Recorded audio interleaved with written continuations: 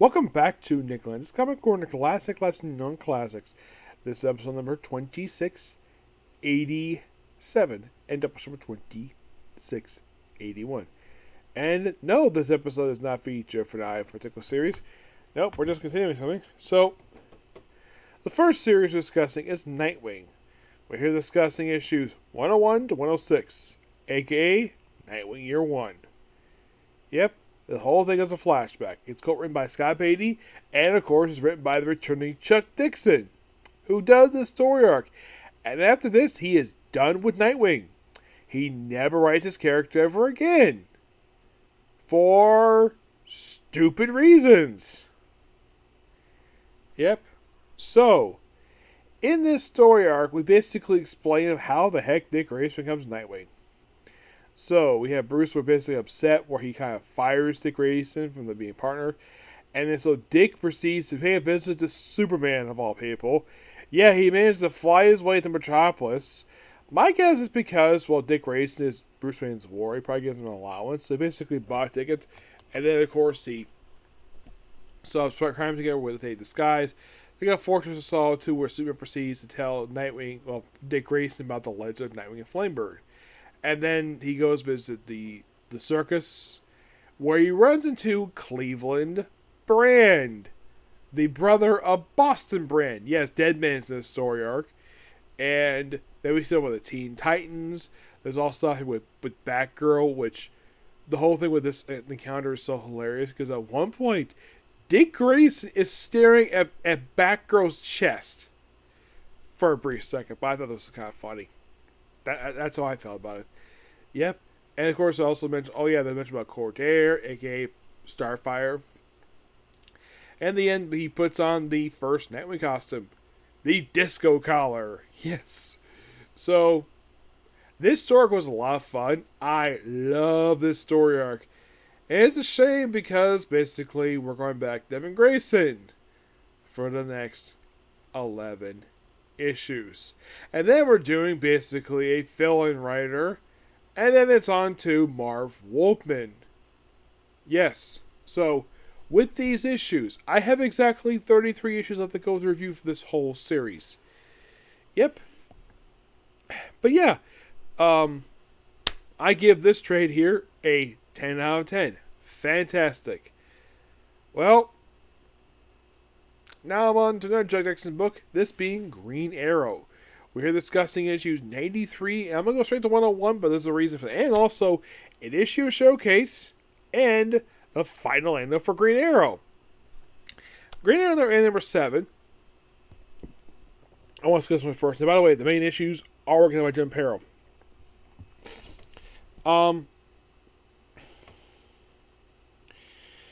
If you're really curious, who does the artwork for the annual for Green Arrow? For his final annual ever released. Well, at the time anyways. This artwork's annual is done by Rich Burchant and Eduardo Brito. Mostly put, it just basically kind of explores Oliver Queen's, how before it became Nightwing, before it became Green Arrow. This mostly is in line with a lot of origin stories of Oliver Queen, where he's on his yacht, which of course in the Arrow TV show it was under a different name, which he crashed, but on board it was him, Sarah, and his father, and the whole thing with him, he committed suicide. They had a little bit of depression with that one too. This one's like, Oliver Queen being drunk, falls off his boat, and becomes a castaway on an island, he goes there for an island. So he's there for a bit, and by the way, it's mentioned by the end of this annual, he's here for 6 months. He basically, it's like, he of course teaches how basically, it makes a bow and arrow, and he basically, was good at it. Let's stop here with their shipwrecks. Eventually, he's able to get off the island and kind of get back to he apparently grew while he was now his famous Valkyrie goatee that he sports in present day. So that's kind of explanation for that. But this was a really good annual. Yes, Chuck Dixon did an amazing job. And here's a sad thing about this annual. Now this annual was released in 1995. The next annual is not released until 2015. Yes, 20 years later, that's when we have the next annual. Now, basically, like I mentioned, Jim Harrow is the artist for this issue here. This mostly put is a like a 10-part story arc where you have Eddie Fires working with Oliver, who is apparently trimmed down his goatee, has dyed his hair orange. So Connor, yeah, they're kind of basically doing their own thing here, where they're hanging out with each other, and of course just... Now, at this point, he does not find out he is his son until issue 95. What gets that? Of course, they take on some criminals here. The best way to continue... Now, the thing is, the one thing about the Crossroads story arc was start issue 81, kind of wrapped up with issue 90 and continued on for a couple more issues. That was, in a way, DC's way of reintegrating Green Arrow into the DC universe. Yep, so...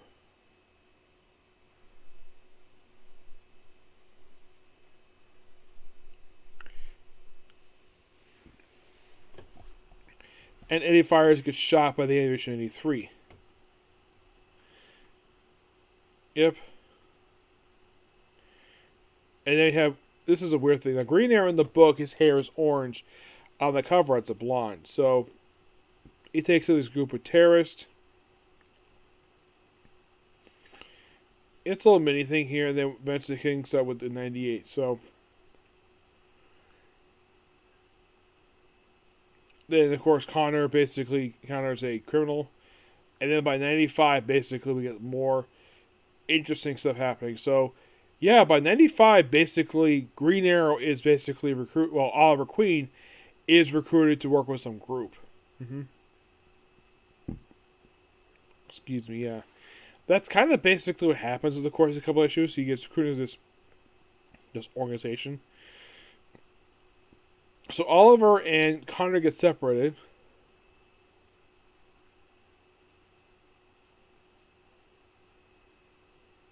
And of course he ends up in China, Wyoming.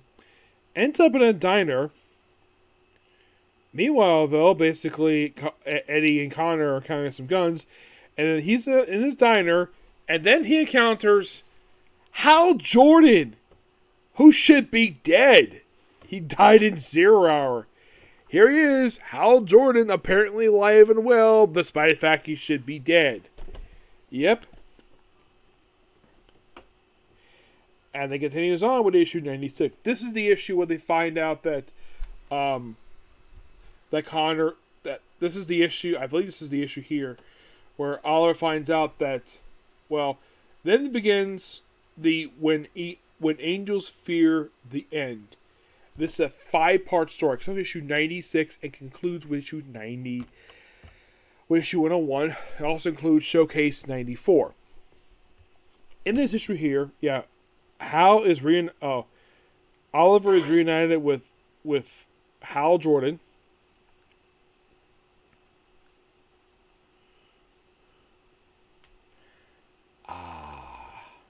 Yes.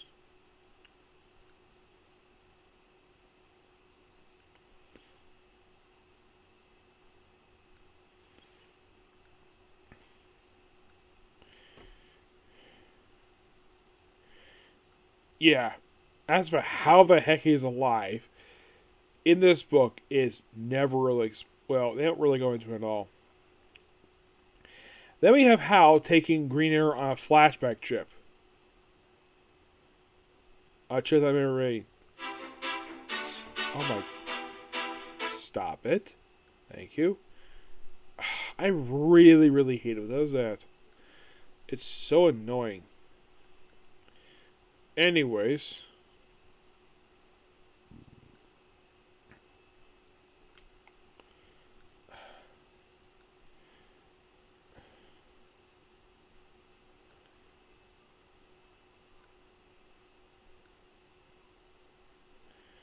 Okay, thank you, Jesus. Anyways, so they go check that memory lane where Oliver puts on his old Green Arrow costume from the 70s. and then sees Black Canary. And it's basically a revisit of the Danny O'Neill and Neil Adams book. And then you have Eddie and Connor basically just dealing with the stuff. And you have this other group. And then after dealing with this whole temperature really. And now apparently the colors realized, oh crap, his hair is supposed to be yellow, not orange. Yes. And then of course you have Eddie shooting people up. And I'll wonder what the heck he is. And then of course the scientists basically, like, these guys are shooting the government. And of course they have at the Memory Lane. I thought it was the issue. Nope. And then, of course, we cut to... Before we move on to the next issue, we have to talk about this Showcase issue. Yes. Showcase 95, number 4. Now, I was reading... This is read by Roger Stern.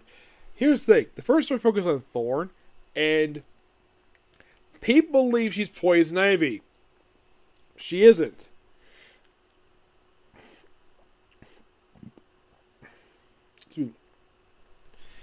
Here's all she thinks she's Poison Ivy. She wears a green outfit and she has red hair.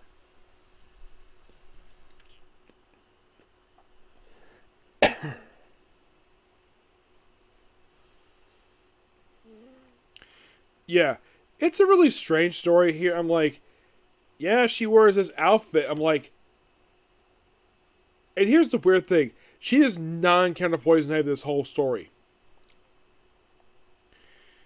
And you're thinking, really? Yeah, this issue here doesn't counter it. Then we have the Power Lunch. So this is one by Chuck Dixon, artwork by Chris Renault. We have Eddie and Connor going to the very same diner that Hal and Oliver had just the previous issue. Then you have, answer to this stuff here, and then we have these people beaten up by Hal and Oliver, where they beat him up, and of course, basically, it's explained. Oh yeah, like a guy who wears a jacket has greatest name. I was like, okay, it says Hal, yeah, and the whole thing with this story here. By the way, the last story here is all about focused on Catwoman and her purple costume with Jim Ballon doing the artwork, obviously. It's just Catwoman versus some zoo lions. That's mostly what it is.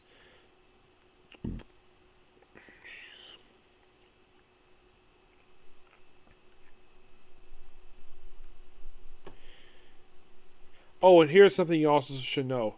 According to Chuck Dixon, there is no regular trade to collect. Here's the thing. This run here for Green Arrow, there's a live-in trade, but there's no regular trade collecting it.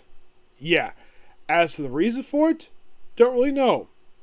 Yeah, so, yeah, how Oliver finds out that Connor is his son. He did not tell him. He's upset with him over it. And he calls him a liar. Then he goes out with a girl who's not Black Canary. Yeah, the whole thing this girl leads into issue 100. Yeah, then of course Oliver comes people with his Green Arrow. Of course, in these issues they find that he is Green Arrow. That's to put on his costume again. And then toward the end of issue 97, Arsenal, aka Roy Harper, shows up. Why is he here? Because he's Green Arrow from a sidekick. That's why. Moving on to 98. Where it's like, yeah, I think this is the issue here. They find out he is Green Arrow, so they have put on the Green Arrow costume. Well, a costume that his Green Arrow costume looks very similar to his son's. For some reason, I don't know why. Like, I see this costume like, wait a minute. That looks like Connor's costume. Yes, because that's Oliver Queen. And here's Connor. Do these suits look so similar? They do. Yeah, so, yeah, lays with him, and of course, we have issue 99. And of course, ooh, they're madly in love. Like, and of course, they get to this plane. After going through a bunch of stuff here. And of course, they got on the plane with the famous bomb. I'll get to that. Yep. And of course, they lift off. And we're saying Queen's Dead Man. Moving issue to 100, which this is technically the conclusion, but it's not the finale just yet. They're like, oh, we have this wasteland stuff. And of course, he gets slapped. He gets on the plane. And then, of course, his whole group turns against her. She gets shot. And then, of course, okay, I'll explain stuff later on about this. So, then the bomb goes off. Oliver puts his hand inside the bomb. And oh yeah, he's trapped, and then she just dies. And then, of course, he seems stupid. And then the side door of the airplane blasts open. Who the heck basically is blasting this door open? It's freaking Superman! You want to know why he's here? Why is he here in Green Arrow? The reason, because the plane is flying over Metropolis. That's why he's here. Yep. Meanwhile, though, Connor and Eddie are basically still trying to find out what the heck is going on here. Arsenal finds some stuff here.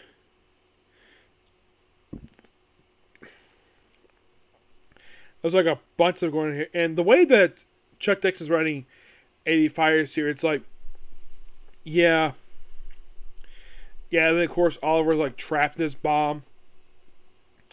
Eventually kind of is on the plane here and looks like he's about to die. No, I'd rather die. Each choice you make, and of course basically continue the next issue.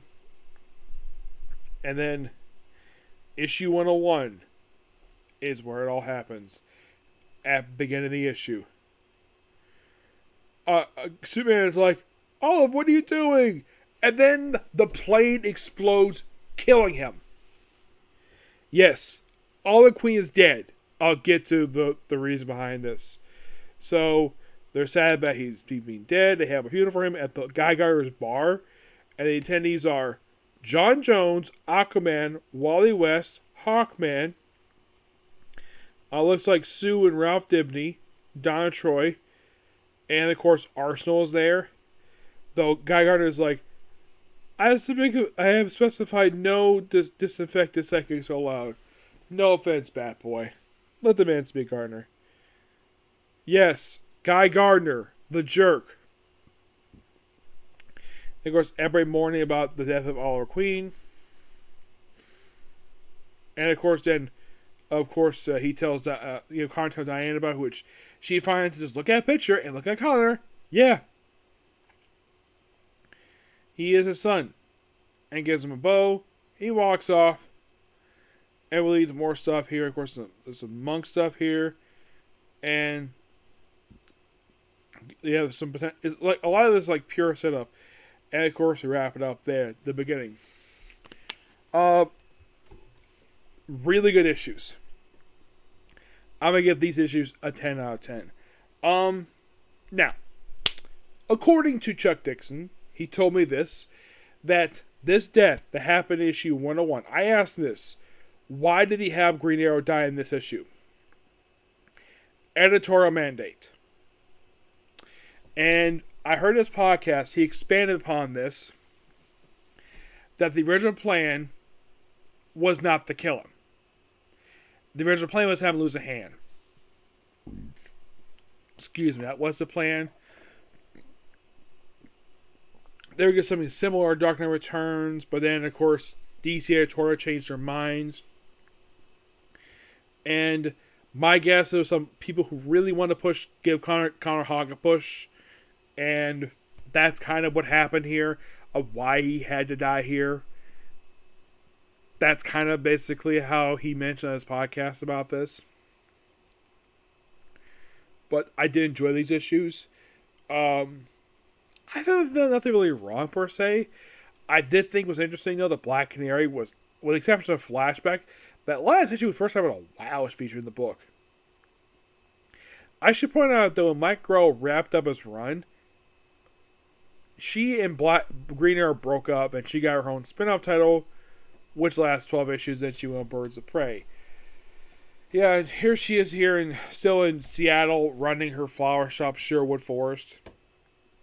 But this is definitely the start of Chuck Dixon's run. I mean, this is only like 9 issues plus an annual I've discussed here. But they're really good. And of course, well, you would think, oh, because basically last issue was like 137, I have 36 left to go. Not really. The amount I have left to go for Green Arrow is a bit less than that. I have approximately